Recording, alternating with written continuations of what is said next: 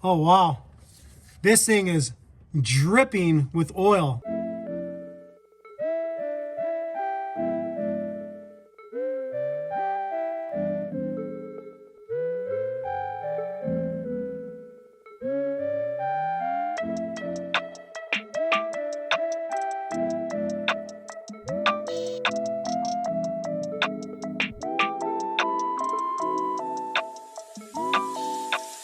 Welcome to Toyota Time with Timmy the Toolman and Sean. Today we have returning special guest Ton, and what we're going to be doing with Ton today is we're going to be trying to figure out the cause of a misfire on a 2003 Toyota Tacoma with the 2.4 liter 4-cylinder engine, the 2RZ-FE engine.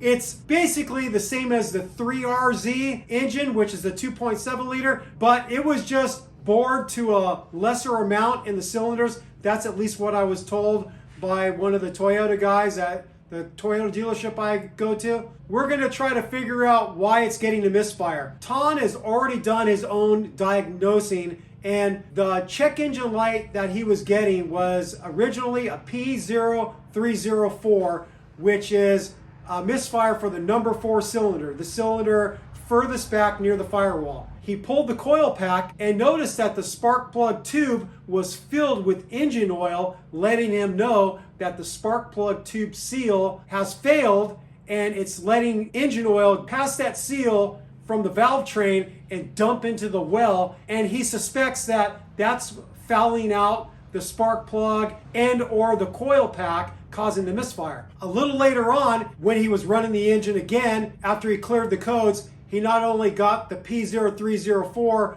the number 4 cylinder misfire, he was also getting a P0303 for the number 3 cylinder misfire, and he was also getting the P0300, which is a general misfire code. And so we're going to try to approach this as scientifically as possible so we understand what's going on and we're not just throwing parts at this job. Without further ado, we're going to get out to the engine and we're going to get started with this job. The first thing we're going to do is remove the top part of the air box so we can get the air tube free of the top of the engine. I'm going to disconnect the electrical connector for the mass airflow sensor. Pull that free. The harness connects to the air tube right here. It's just a plastic clip and there's a little nub on here, so I'm going to push on the back side with my finger and free it. You can see the little nub right there that I had to get free of this rubber grommet right here. So lay that down. I'm going to use my Milwaukee ratchet with a short extension 10mm socket, and I'm going to loosen the clamp right here. Okay, that's loose. I'm gonna release the clips here. There's a third one over here. Right there. Is there a fourth one down there? Yep, there's a fourth one right here. Should be able to pull this up. This hose right here needs to be removed and it's obviously destroyed. So this should be replaced. This goes over to the driver's side of the engine. Normally it goes to an evap box, but this goes to something different over there. I don't know what that is. It's probably part of the evap system. So we'll just pull this up and remove it. This filter looks pretty good, but when we take off the filter, look what's in here. There's a bunch of debris in there. Probably just gonna grab my shop vac and shop vac that out. Now I'm gonna loosen this clamp so I can remove this part of the air tube. Next, I wanna remove this part of the air tube. There's two 12mm bolts underneath here that are really hard to see. Ton is going to come in with the camera and I'm going to point to the two 12mm bolts you got to remove. So this is the front 12mm bolt right there, and then going backwards, that's the other one right there. I'm going to come in with about a 6-inch extension, a 12mm socket, and my ratchet, and I'm going to loosen them. I should be able just to spin it out. I've got this one out. You can see it's just a little shorty. Now I'm going to get onto the back one. Okay, that one's loose too. And the other one's out. I'm going to loosen this clamp that attaches the air tube to the throttle body. Actually, there's another one right here. Ton's already got this one loose. I'm gonna go ahead and loosen this one too. This will get the air tube further out of the way of the valve cover. We have this throttle cable here that we're gonna disconnect and get out of the way a little bit. Just free it of that bracket. There's another cable here. This must be the transmission kickdown cable. Gonna free it. There we go. And then now I should be able to pull this thing out. Gotta lift it over this bracket. We have a small vacuum hose here. Looks like it's going to the fuel pressure regulator. I'm gonna disconnect that. Okay, we have this whole assembly free. We're also gonna disconnect the PCV valve hose right here. It's got a clamp that you could easily compress with your hand. This hose is really stiff. There we go. I'm just gonna tuck that out of the way. And then here's our coil packs all exposed. You got the number 1 cylinder, number 2, number 3, number 4. I'm gonna disconnect the electrical connectors to the rear coil packs. Ton reminded me of a good technique. Before you mess with some of these electrical connectors that have been on the vehicle for a long time, they've got dirt built up underneath the release mechanism. It's good to shoot it with a little bit of electronic cleaner. This way, if there's any grit underneath the release mechanism, you'll fight it less and you have a less of a chance of breaking a brittle connector, because after thousands and thousands of heating and cooling cycles, these connectors can get really brittle and they could break on you. So we're trying not to break a connector. Gonna see if I can remove these. Where's your flathead screwdriver? Pushed in, the clip is already off. See, like I already lifted it off, and then I just use this to help me back it out, so I'm not like forcing the plastic. I don't know about that technique, but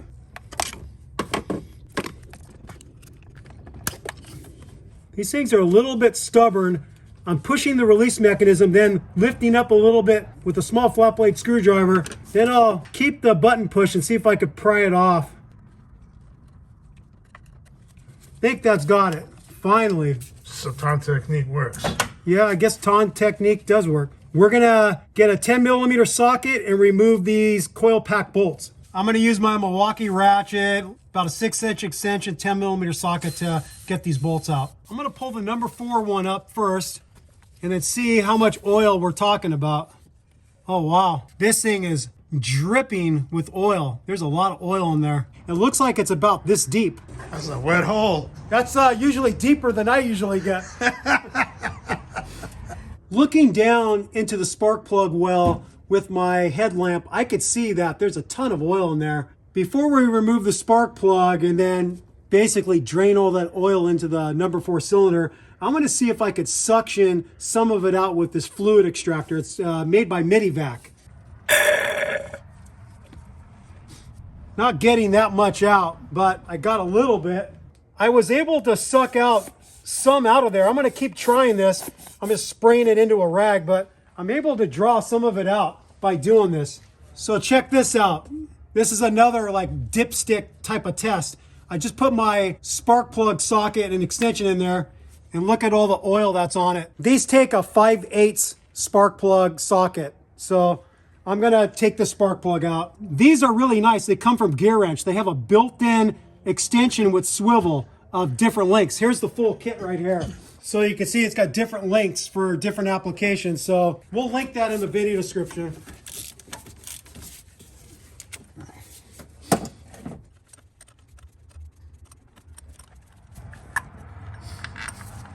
And here's the spark plug completely coated in engine oil. So here's what I did. I cleaned up the spark plug really well with this electronic cleaner. This spark plug is clearly worn down. I could see the electrode is worn down pretty bad, but it should still fire. What I did is with the coil pack, this little rubber tube comes off. I taped this because I saw a split in it. You can pull this off. And then I got the electronic cleaner. I sprayed in here to clean off the spring in here, the electrode. And I also cleaned this up, sprayed it out. We're gonna reinstall the spark plug and then reinstall this coil pack. I'm gonna also pull out the number 3 coil pack to see what it looks like and pull that spark plug out to see what it looks like, because we were getting a misfire there. And then we're just gonna get the air tube back all connected, everything reconnected really quick, and we're going to start up the engine and see what we get and see, is the engine running okay, or is it still misfiring really bad? So I'm going to get the spark plug back in, just tighten it up by feel. These are most likely torqued to like 13 or 14 foot-pounds. I'm just going to cinch it up snug and call it good. I'm going to drop the coil pack back in there, and I'm going to get the 10mm bolt started. I'm just going to cinch this up snug with a short 3/8 ratchet. Okay, that's good enough. And I'll plug the coil pack back in. Pulling this one up, it's dry. There's no oil in there. So oil contaminating the connection isn't a problem with the number 3 cylinder. But let's take out the spark plug and see what it looks like. That spark plug doesn't look too wet, but again, the electrode is worn down pretty darn far. The only thing I'm going to do on this is I'm just going to spray a little electronic cleaner on there and then reinstall it. All right, we have both spark plugs and coil packs back connected. The electrical connectors to the coil packs made. We got the air tube assembly all back connected. We connected up the mass airflow sensor. And then now we're going to start this thing and see what we find. So I have this little Innova scanner. We checked for any check engine lights, and the only one we saw was one for the air temperature, and that was because the mass airflow sensor was disconnected when Ton drove it into my driveway. So we're going to start it up and we're going to see what we get. Yeah. Go.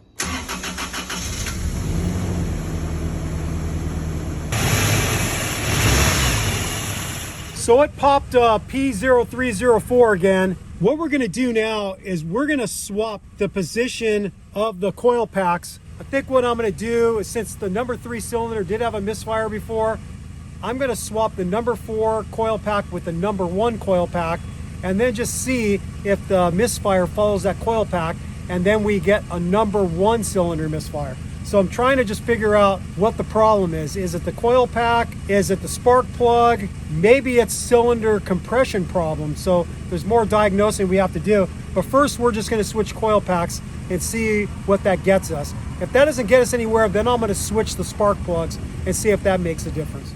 Okay, we just got done swapping the number 4 and number 1 coil packs. We're going to start it up and see if we get another misfire, but now it's at the number 1 cylinder rather than the number 4 cylinder. It's still obviously running rough, but let's see if we pop a number 1 cylinder misfire. So look what we got. We got a P0301, which is a number 1 cylinder misfire. It appears this coil pack is bad. So what we're gonna do now is we have some other coil packs. We're going to put a new coil pack in this position and see if the misfire goes away. All right, we swapped out the coil pack for a new one from NGK. We're going to start it up and see if the engine's running smoother, and then also see that it's not popping a misfire. Oh my God, so much more smoother, dude. It's like not rough like it was earlier. Sounds like new now. It's sounding a lot smoother. It still has a little bit of a stumble. I don't know if that's just how these engines idle. It definitely is due for a tune-up. The spark plugs look really bad. But that feels smoother. Let's see what the scanner's showing. We've ran the engine for a little bit. We increased the throttle several times, and originally when we did that, it would pop the misfire really quick, like within about 15-20 seconds. We've been running this thing now for a couple minutes. The engine's running smoother, no misfire, so we are pretty confident that we found the problem. It was a bad coil pack from being contaminated with engine oil, and it maybe fouled it out. I don't know. Or maybe just the coil pack went bad on its own and it wasn't attributed to the oil, but I would assume it's because of the oil fouling out that coil pack. So now what we're going to do is we're going to take the air tube assembly back off like we showed, and we're going to next do all the steps to get the valve cover off, and we're going to perform a valve cover gasket job. In addition, we're going to check the valve lash and just see if any of the valves are out of spec, and we'll make an adjustment. We're not going to actually show the valve adjustment in this video because when we did this job on our buddy Jordan's 2.7 liter 3RZ engine, it would be the same thing. The steps are going to be no different. So if you click on the link above, you can watch that video that we did with Jordan on how to properly check the valve lash and adjust the valve lash by taking out the shim and swapping it out for another one. One other thing that Ton just reminded me is that we're going to do a compression check on the engine. So once we get the air tube out of the way, all the coil packs out, all the spark plugs out, we're going to show you how you would do a compression check on this engine. All right, we have all the spark plugs out. I'm going to use my OTC compression test kit. We have the right size thread to go into the spark plug threads. And notice it's got a little O-ring here. And what I usually do is put a little bit of engine oil onto this so it just gets a nice seal with the cylinder head. So you just thread this into the spark plug hole. And you just tighten it hand tight. Then you grab your test gauge, and it's a quick coupling, just like you would attach an air compressor hose. You got to pull back on the sleeve and make the connection. Now what I'm going to have Ton do is he's going to get in the truck, he's going to push the gas pedal all the way to the floor to put it in full flood mode. This technically turns off the injector so it's not sending a bunch of fuel into the cylinder. So what Ton is going to do is he's going to push the gas pedal all the way to the floor. He's going to start cranking over the engine. And when I see the needle stop rising and it's just bouncing there, staying in the same location, I'm going to tell him to stop.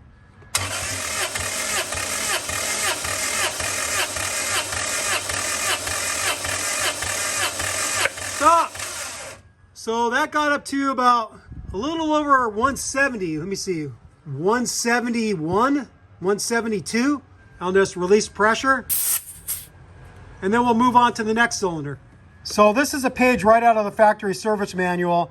It says you're looking for 178 PSI or more. Minimum pressure is 127 PSI. So we are looking pretty good with the number 1 cylinder. Okay, I got my tester into the number 2 cylinder. Let's see what this one does.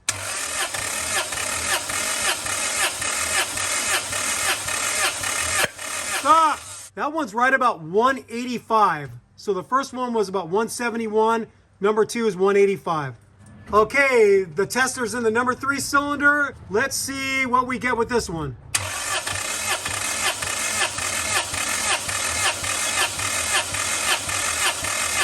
Stop! This one looks like it's just a little bit above 180, not quite 185. So I'm just going to call that like 182. Okay, the tester's in the number 4 cylinder. Let's see what we get with this one. Go ahead, Ton.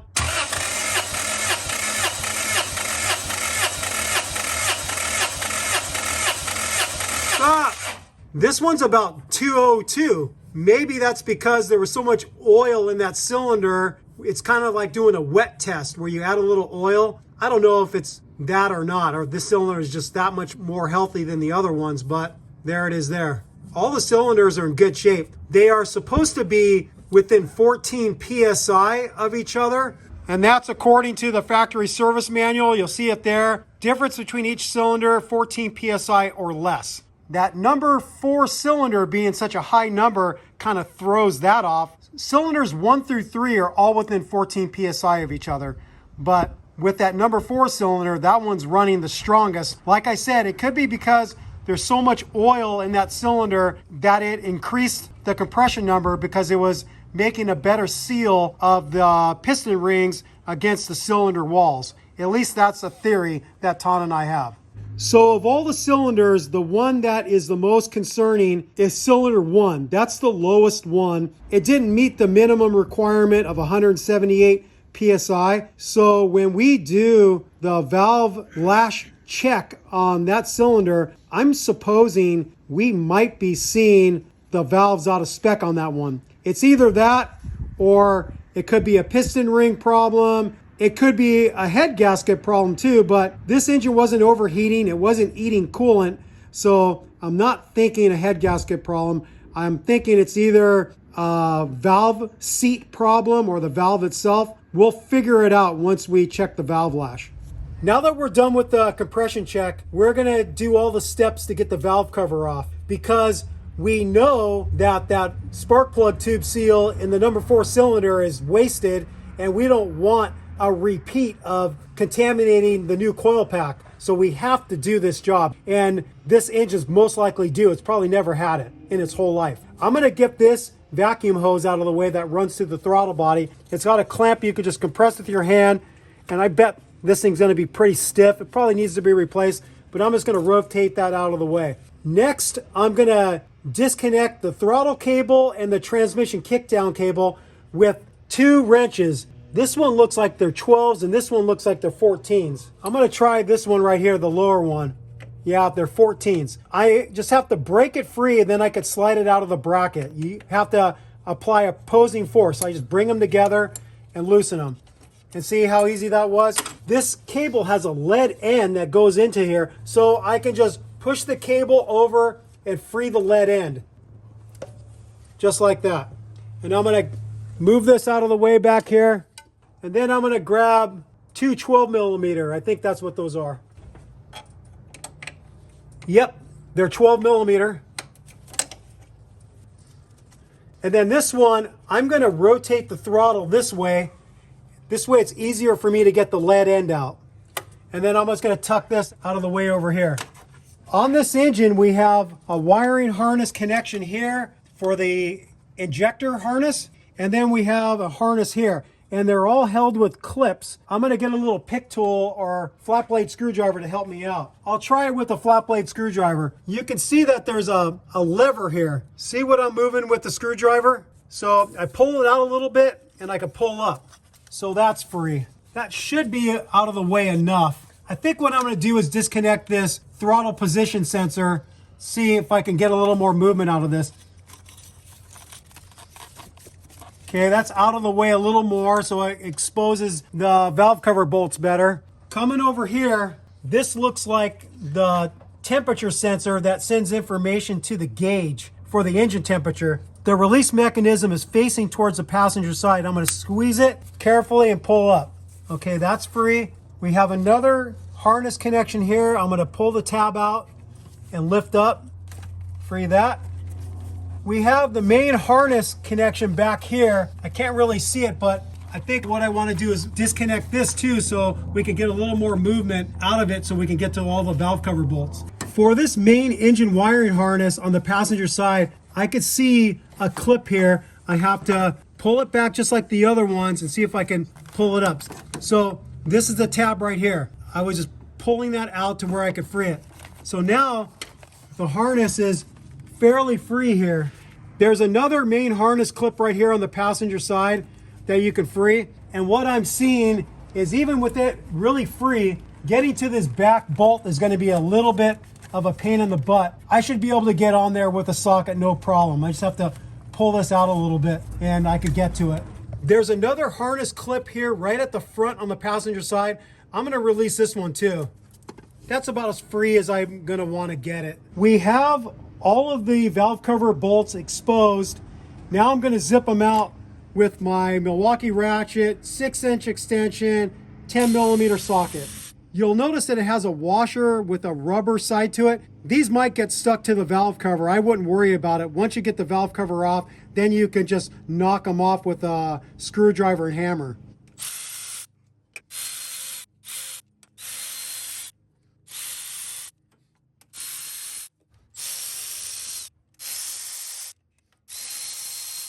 Now this one's gonna be the hardest one. Let me see if I could get in here. I'm getting access to that back passenger bolt with a swivel. It's a little bit hard because not only is the wire harness in the way, but this heater hose is in the way. And so I can't just come straight down because of the heater hose connection. It's a little bit of a pain in the butt, but I'm getting it. Now that it's loose, I'm just lifting up the harness up to get my left hand in here and I can remove it. So there's 10 bolts in total. So now I should be able to lift up the valve cover. I'm gonna use the oil cap to grab onto. I'm gonna grab on to this bracket and see if I can wiggle it loose. There it is. Then I'm gonna be mindful. I don't wanna drop any debris onto the valve train, so I'm gonna try to be careful. Harness is in the way a little bit. To come up like this. And here you go. And this is the offending spark plug tube seal right here. That was allowing oil to get into the spark plug tube well. We now have the cams exposed. You can see your timing chain right here. This is the intake cam and this is the exhaust cam. So now we're going to go through the steps that we show in that video that we did with our buddy Jordan, and we're going to check the valve lash using our feeler gauges and record the results. So Tana and I were doing really good with the valve lash adjustment. We found lots of valves out of spec. Some were grossly out of spec, some were just a little bit out of spec. But with Murphy's Law, what happens is, even though you have a nice kit of shims like I do, we kept on needing the exact same size shim over and over again to bring the valve that we were working on back into spec. So we needed a lot of number 6s and a lot of number 7s. And we finally ran out of the sizes we needed, so we have to pause and we got to go over to Toyota, and most likely they're not going to have them in stock, so we're going to have to finish this job another day, because it would be silly to put the engine back together knowing that a bunch of valves are still out of spec. That wouldn't be great for Ton's friend who he's trying to help out. So we're going to put this job on hold. We're going to go to Toyota right now, and I'm just going to resupply my shim kit, so we'll hopefully be able to finish this job the next time we meet up. Until then. All right, we're back on another day to finish this job. We just finished the valve lash adjustment, and just to give you some quick information, the spec for the intake valves is 6 thousandths to 10 thousandths. The exhaust spec is 10 thousandths to 14 thousandths. Ideally, you want to be somewhere in the middle of the spec. If you're going to be outside the middle, you'd rather be high than low. The reason being, if a valve lash tightens up too tight, then you could end up burning up the valve, because the valve won't close all the way. And then when the cylinder fires and the products of combustions ignite, some of that hot gas can blow past the valve and the valve seat, and it's like a blowtorch, and it will basically cut a hole right into the side of the valve. So that's the danger of letting your valves get way out of spec. If the spec is on the upper end, it's not a big deal. You might get a little bit of valve clatter or noise, but that's not going to be dangerous like a tight valve will be. So here's where we are at. On the intake side, the number 1 cylinders were at 6 thousandths. We made an adjustment and brought them up to 9 thousandths. For the number 2 cylinder intake, we left this one alone. This one was at 8 thousandths, right in the middle of the spec. This one was at the lower end. We brought it up to 9 thousandths. The number 3 intake valves, this one was at 7 thousandths. It would be better if it was closer to 8, but we left this one alone. It's within spec. This one was at 4 thousandths, 2 thousandths out of spec, so we brought this one to 8 thousandths. The number 4 cylinder, the front valve was at 4 thousandths. We brought it to 8. Same with the rear intake valve. That was at 4 thousandths. We brought it to 8 thousandths. Now for the exhaust, the front one we didn't mess with. It was within spec at 11 thousandths. The rear number 1 cylinder exhaust valve was at 9 thousandths. We brought it to 11. The number 2 exhaust valves, this one was at 4 thousandths, way out of spec. It was 6 thousandths out of spec. So that one was in danger of causing a burn valve. We brought that one back to the upper end at 13 thousandths. This one was at 9 thousandths, 1 thousandths out of spec. We brought it to 13 thousandths. The number 3 exhaust valves, this front one was at 8 thousandths. We brought it to 11. This rear one was at 9 thousandths. We brought it to 12. And then the number 4 cylinder exhaust valves didn't need anything. They were perfect at 13 thousandths. But as you can see, we did a good job for Ton's friend. This engine has 450,000 miles on it, and maybe this is the first valve adjustment it ever had. Who knows? So we adjusted 1, 2, 3, 4, 5, 6, 7, 8, 9, 10, 11. We adjusted 11 out of the 16 valves. So it was a lot of work, but like I said, if you follow that video that we made with my buddy Jordan, you'll understand how to properly go about adjusting your valves if you want to tackle this on your 2RZ engine. All right, so now we're going to get back to dealing with the valve cover gasket job. On this 2RZ head, you need to clean up the surface of the head really well, and how you can do that is multiple ways. You can take a plastic razor blade set like I got here. You can use a metal one, but with a steel scraper against an aluminum head, you have to be really careful. You can get in here with a razor blade and do it that way. And then another way is I have some really fine Scotch-Brite pads, and that might do a really good job of cleaning up the surface too. So that's one thing we have to do to prepare for the new gasket. The other thing we have to do is we have to remove these half moons. It might be kind of hard to see them in relation to the head, but there's a half moon here and a half moon here. And what I have is some slip joint pliers. I taped the jaw so the serrations of the pliers won't dig into the aluminum very much. And I'm gonna grab onto it pretty firm and just kind of wiggle it back and forth a little bit and pull upward at the same time. Just like that. You can replace these, but it's kind of a waste of money. If you are careful in pulling them off, you can clean off the old form-in-place gasket and then you just reseal them with some more of the gasket material. So I'm gonna get the other one out the same technique. There we go. And I'm gonna give Ton the job of cleaning these up. While Ton is working on cleaning up the surface of the head, cleaning those half moons, and cleaning up the valve cover, I'm working on the bolts right now. I wanna get these old washers off.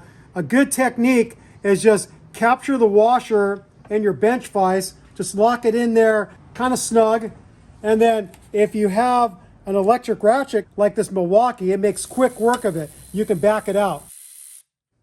If I try to force these off with my hand strength, it's not happening. These things are like locked on there really hard.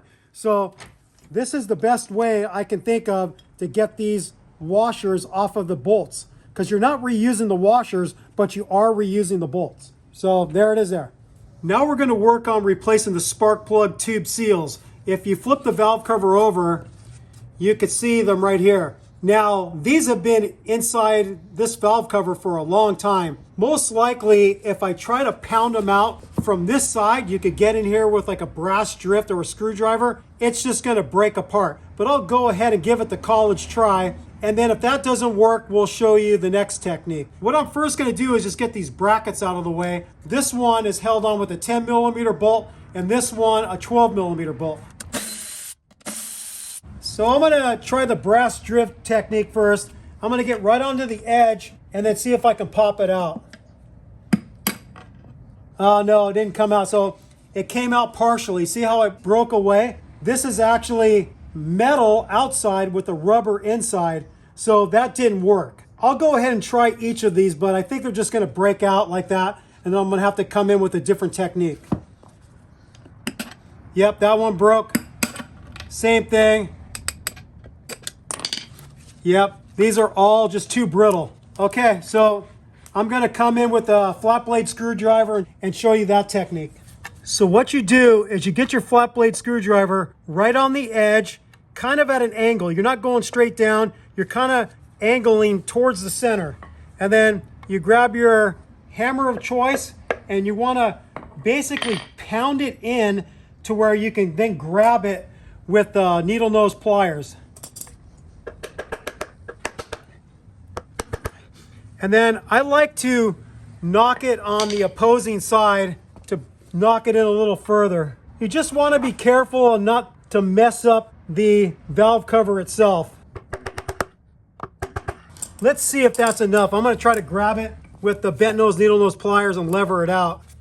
There it is. So you're just weakening it a little bit so you can get it out. Tom came up with a good idea. Instead of using the screwdriver technique with the bent nose, needle nose pliers, that was actually the technique that is shown in the factory service manual to get the spark plug tube seals out of the 5VZ valve covers. But this method actually works pretty good. So you just have to be careful. You don't want to get the sharp edge too deep and scrape it up against the side where the seal seals to. So you just have to be careful and just pull up gently and don't go in too deep.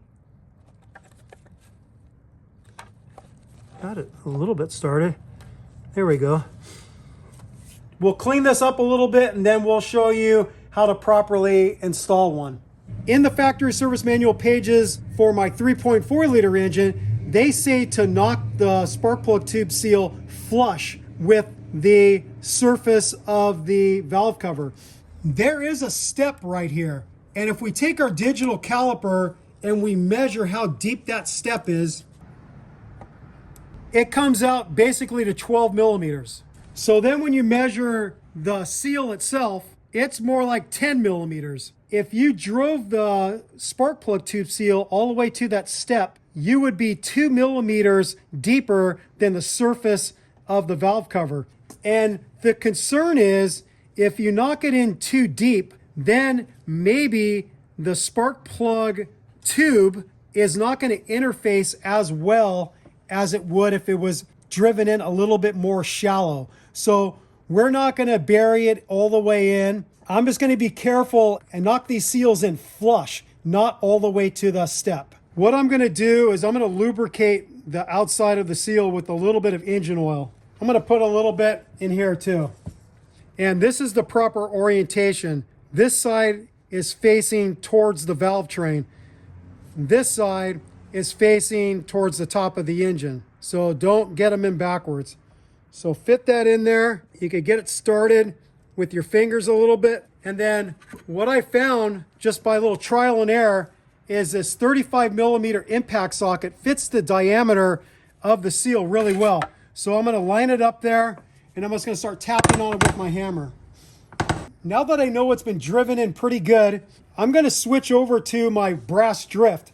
And what I'm going to do is I'm going to have the brass drift hitting the spark plug tube seal but overhanging onto the valve cover. So as soon as I get flush, I won't be able to drive it in any further. So I'm just going around in a circle. As soon as you hear that really solid sound, you know that you've bottomed out onto the lip.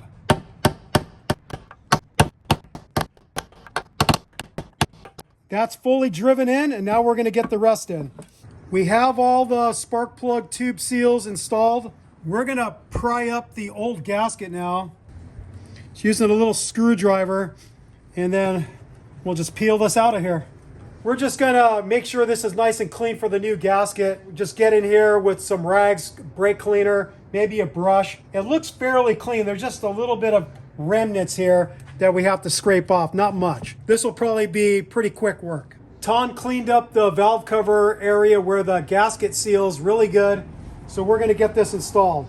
With these gaskets, you're going to have a longer, skinnier side and a rounder, kind of bulbous other side. The side that's fatter faces towards the head, and then the skinny side fits into the indentation on the valve cover.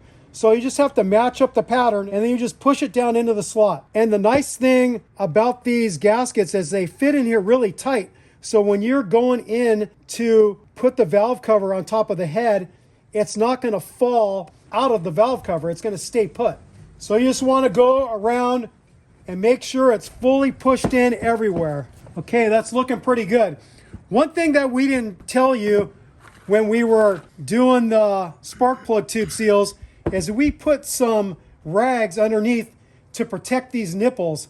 This one is not really replaceable. This is the PCV valve, and we are going to be replacing that. You just don't want to be hammering on this one right here that's not replaceable and damage it. So protect it with something when you're pounding in the spark plug tube seals. So now what we're going to do is we're going to put some form in place gasket on the half moons, set them into the heads, and then we're going to get the valve cover on.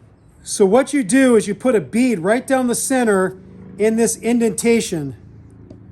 So just put a nice big fat bead there. And then you just slide it into the head here.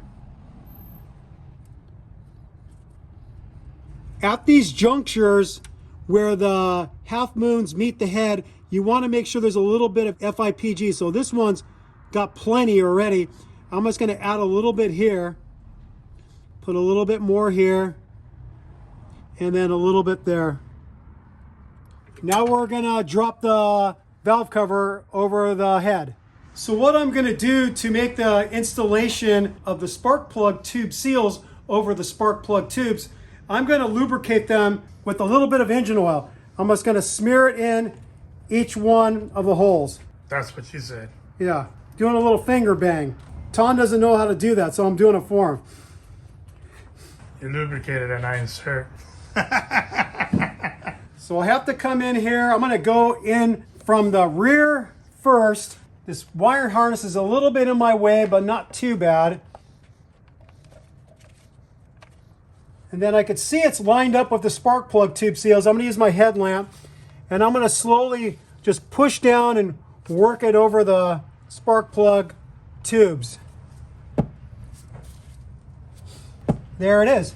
And then now we're going to get our bolts started. We have some new washers. The rubber side faces towards the valve cover, and the metal side of the washer faces the head of the bolt.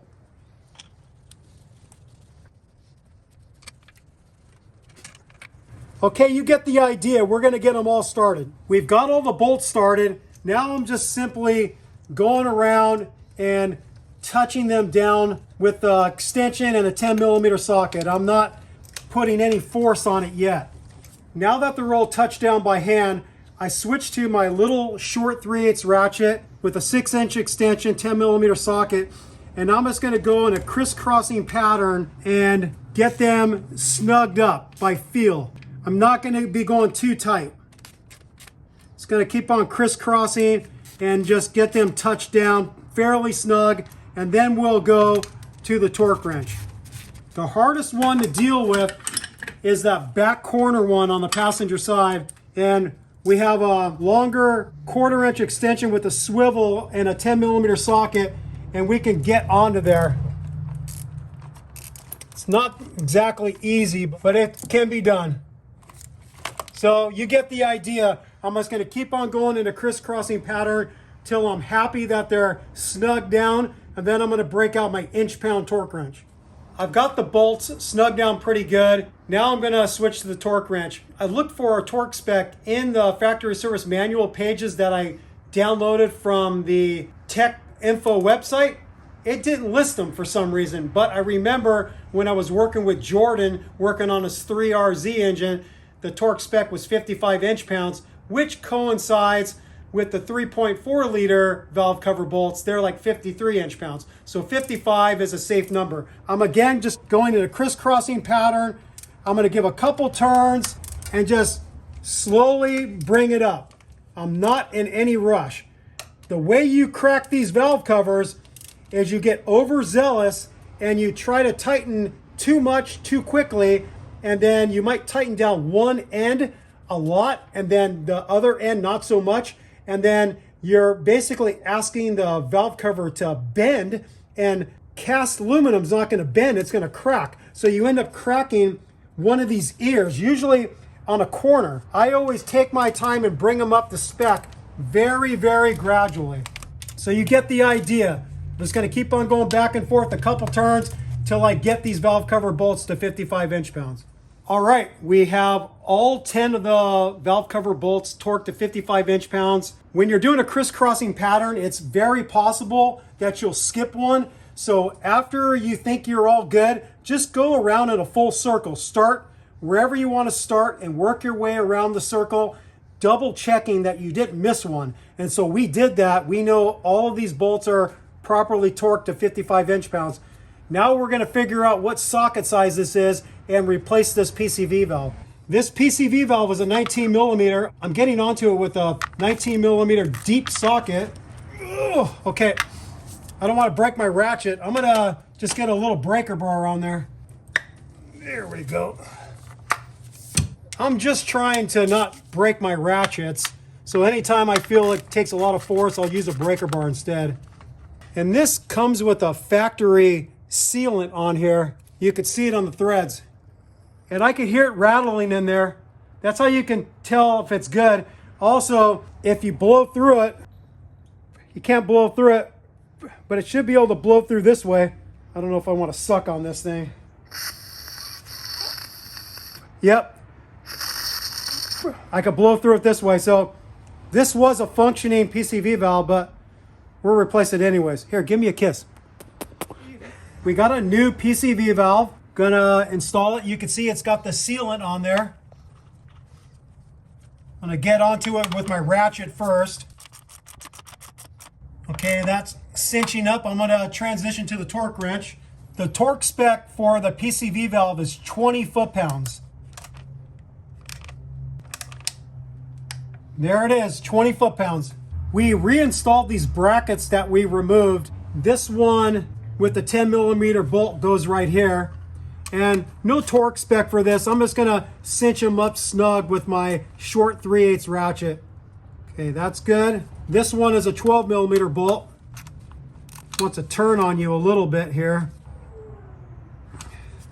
Okay, those are both in place. Now we're gonna put the spark plugs in. A lot of people wanna check the spark plug gap. I haven't bothered with that for a long time because as long as the box that it comes in is intact, and then you take the spark plug out and it has the protective sleeve, you can pretty much guarantee it's properly gapped. They come pre-gapped. But if this sleeve was missing, whether it was plastic like this one or cardboard, or the box was really mangled, then I might not trust it. We looked in the factory service manual pages for a torque value for these, and of course the factory service manual page didn't have it. We did an online search. One guy said it was 15 foot-pounds. From my experience, I've seen 2 torque specs for a Toyota engine so far. One was 13 foot-pounds, another was 14 foot-pounds. So 15 sounds a little high to me, so we're just gonna go with 13 foot-pounds. I'm gonna use my inch-pound torque wrench, and to do a conversion from foot-pounds to inch-pounds, you just gotta multiply by 12. So 12 times 13 is 156. So that's the torque spec I'm gonna use. So I'm just gonna get these all bottomed out first with my extension and spark plug socket. Okay, that one's touched down, and I'm gonna get the rest started. All right, I have all 4 spark plugs in. I've got my torque wrench, and I'm gonna torque them to 156 inch-pounds. There it is. Some people will say to put a little anti-seize on the threads. I've never bothered with that. I've never had a seized spark plug, but it might not be a bad idea to do that. I just never experienced a seized one inside a head. I've seen them blow out of the head where the threads get messed up, but I haven't seen one to where I couldn't get it out. Okay, they're all torqued to 156 inch-pounds or 13 foot-pounds.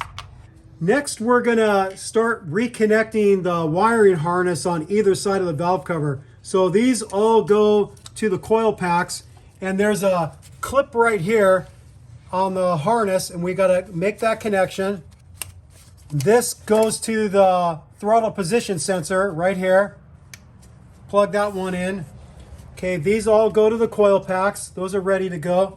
The harness clips in right here. It clips.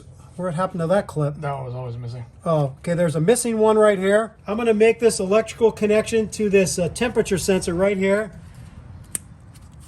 There's a harness connection right here. And then there's another one back here. There we go. That's connected. Tom got some new coil packs, like I said, from NGK. We're just gonna slide these suckers in. We've got the 10mm coil pack bolts installed. The torque spec for these bolts is 66 inch-pounds.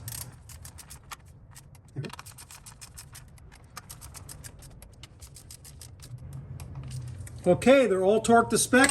We're gonna make all the coil pack connections. You wanna push it in to where you hear it snap, pull back a little bit, make sure you got a positive connection.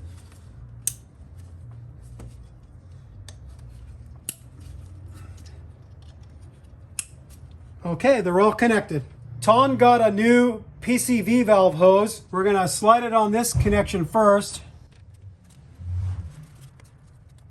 Okay, and then this one is kind of blind because that foam goes down so far, but I think that's it. There is a clamp right here, but I didn't have to do anything with the clamp. I was just able to slide it right over. Okay, that's properly installed. We're gonna replace this hose.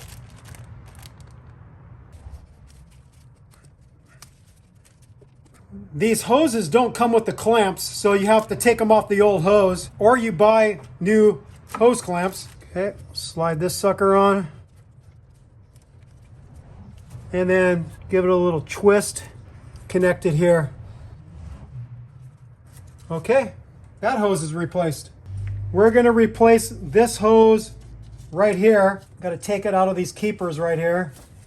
I'm going to use my bent nose, needle nose pliers to compress the constant tension clamp and move it backwards on the hose. Same with this one.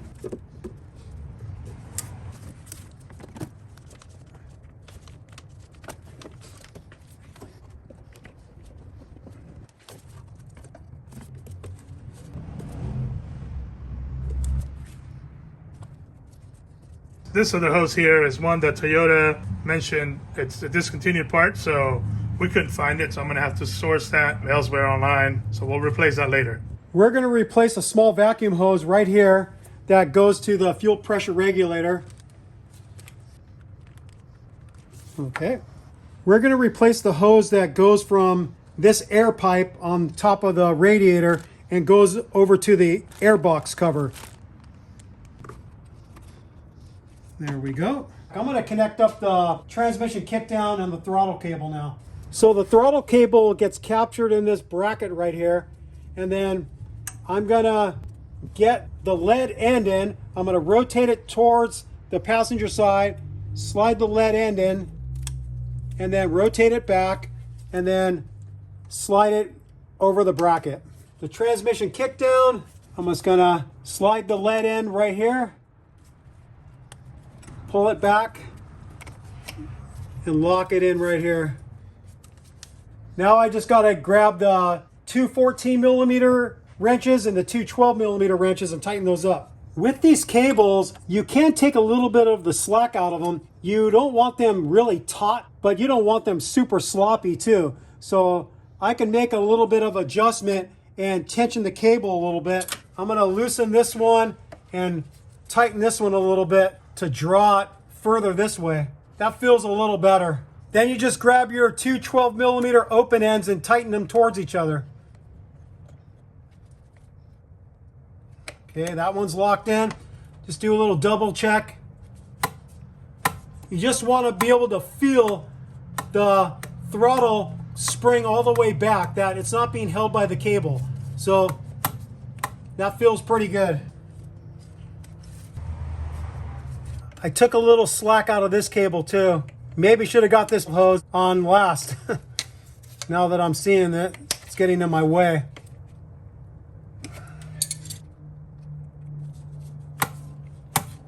Yeah, this transmission kickdown cable had quite a bit of slop. You can see where the fresh threads are. I tightened this up quite a bit more. So that's going to be a little bit better. The transmission is going to kick down a lot quicker now. Now we're going to get this air box, or the resonator is the proper term. We're going to slide this. Uh-oh.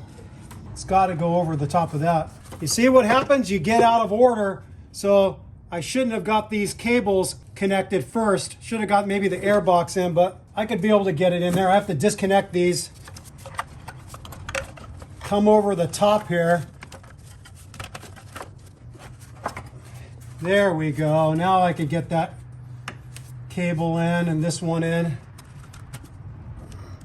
I have to now go underneath. Remember, there's the two bolts that affix this resonator to the head, so I'm going to have to go underneath there and fish for those holes.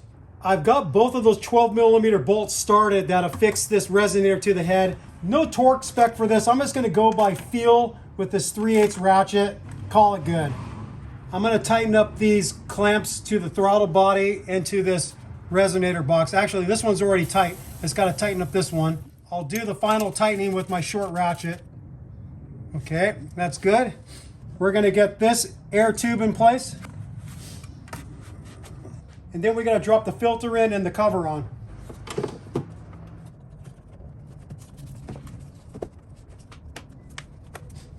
Secure it with the clips. I'm going to tighten this hose clamp right here.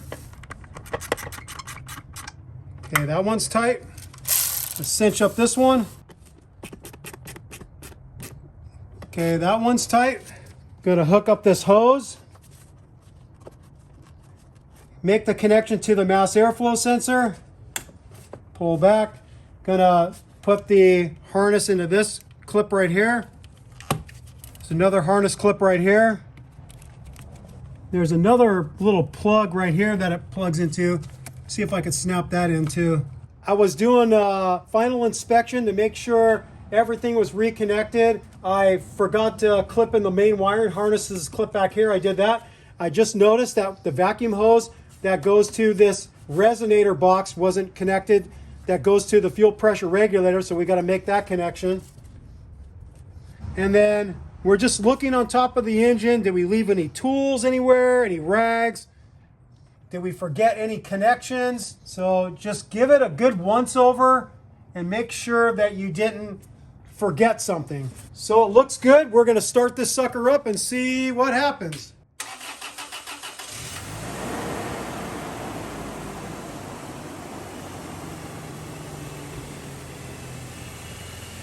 It's definitely running smoother. The engine was shaking a lot when it was running before.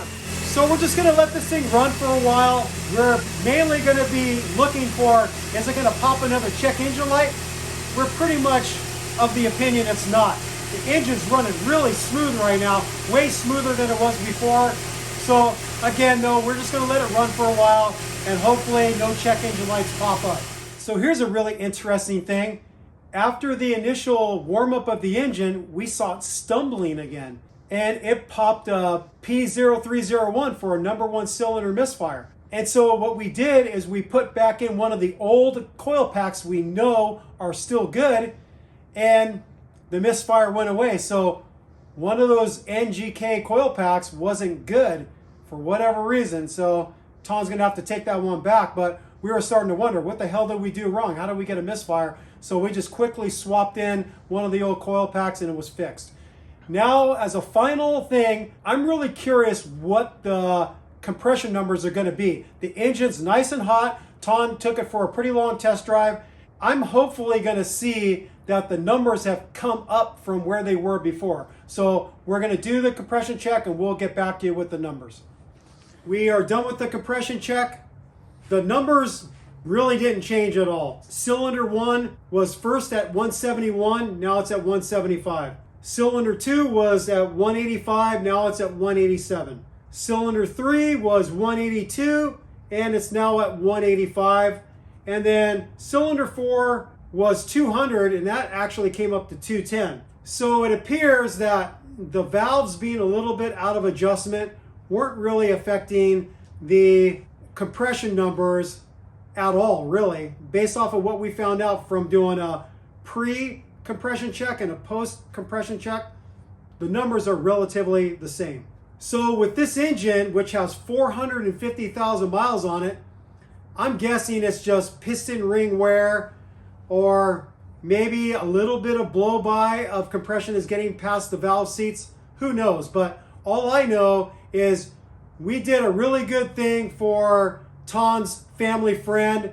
Her dad just passed away recently, and he gave her the truck and told her that take care of it. The Toyota will last forever. And that's pretty good advice that he gave his daughter, that if you take care of a Toyota engine, it will take care of you for the most part.